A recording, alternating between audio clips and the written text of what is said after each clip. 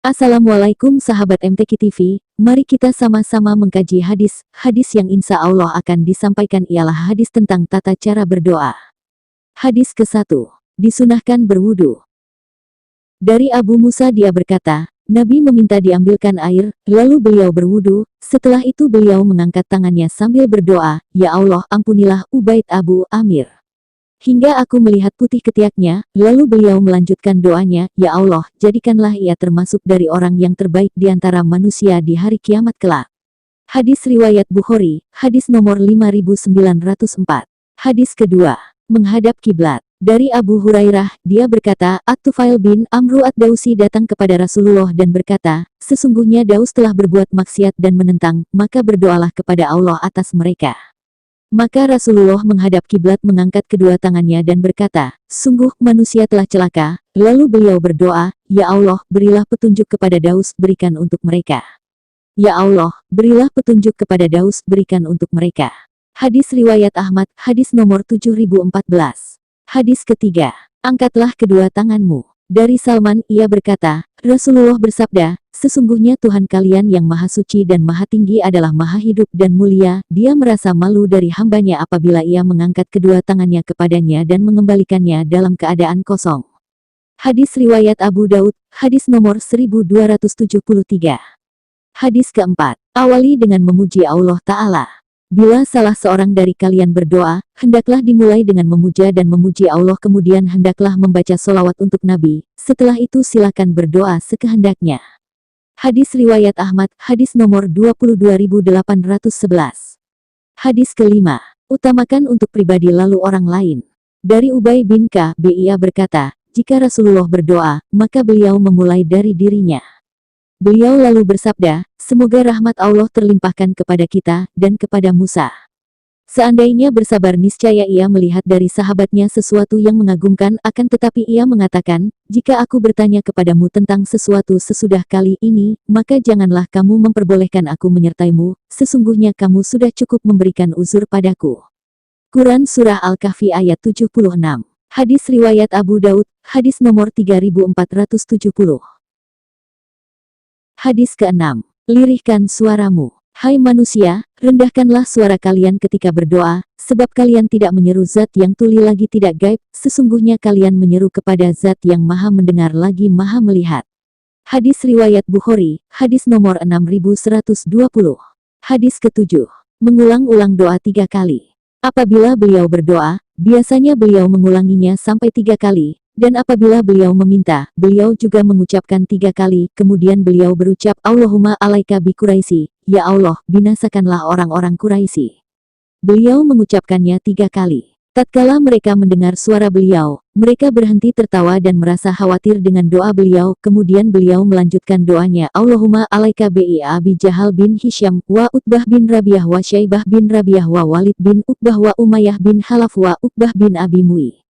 Ya Allah, binasakanlah Abu Jahal bin Hisham, Utbah bin Rabi'ah, Syaibah bin Rabi'ah, Walid bin Uqbah, Umayyah bin Halaf dan Uqbah bin Abu Mu'i. Ibnu Mas'ud menyebutkan yang ketujuh, namun perawi lupa namanya, maka demi zat yang telah mengutus Muhammad dengan kebenaran, sungguh aku telah melihat orang-orang yang namanya disebut oleh beliau, mereka mati tergeletak dalam perang Badar.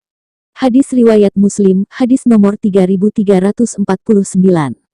Hadis ke-8, yakinlah pasti Allah akan kabulkan.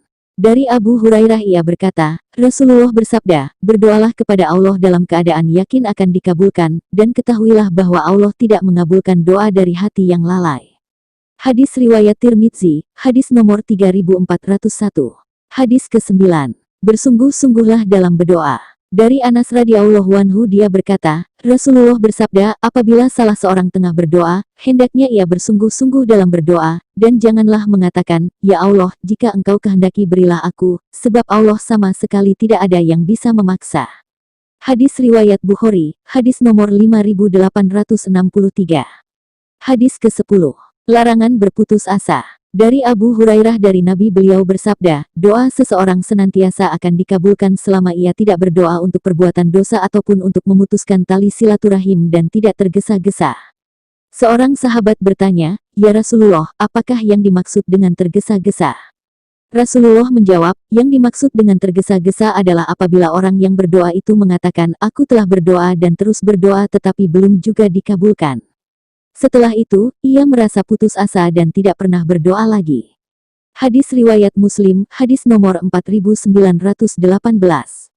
Hadis ke-11. Larangan berlebih-lebihan. Dari Abu Na'amah bahwasanya Abdullah bin Mughaffal pernah mendengar anaknya berdoa dengan mengucapkan, Ya Allah, sesungguhnya saya memohon kepadamu istana putih di sisi kanan surga apabila saya memasukinya.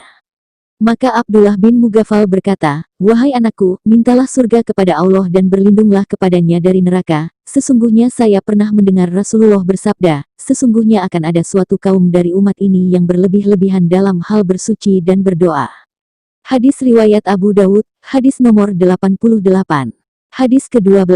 Hindarilah yang haram. Dari Abu Hazim dari Abu Hurairah ia berkata, Rasulullah bersabda, Wahai sekalian manusia, sesungguhnya Allah itu baik. Dia tidak akan menerima sesuatu melainkan yang baik pula. Dan sesungguhnya Allah telah memerintahkan kepada orang-orang mukmin seperti yang diperintahkannya kepada para rasul. Firman-Nya, Wahai para rasul, makanlah makanan yang baik-baik, halal, dan kerjakanlah amal solih. Sesungguhnya aku maha mengetahui apa yang kamu kerjakan.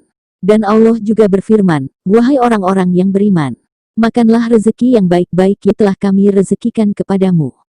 Kemudian Nabi menceritakan tentang seorang laki-laki yang telah lama berjalan karena jauhnya jarak yang ditempuhnya.